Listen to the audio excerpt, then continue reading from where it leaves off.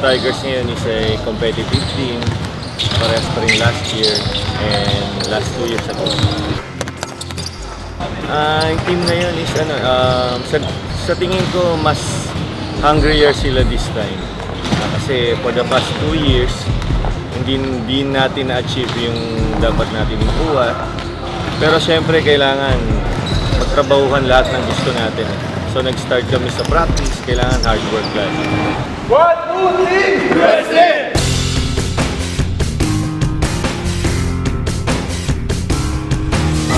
Coach Bon, simple lang siya pero yung mga gusto niyong magawa, dapat nagagawa ng mga ito. Yung mga mali na natatangay din natin para maayos yung team. Sobrang strict niya pagdating sa discipline. Siyempre nag-double time kami sa practice kasi ayun, new system, tapos bagong coach namin eh. We're preparing well for our aggressive defense. Goal muna, pumasok sa Final Four din yung final. Kaya mo ba o hindi? Yun lang naman ang tanong eh.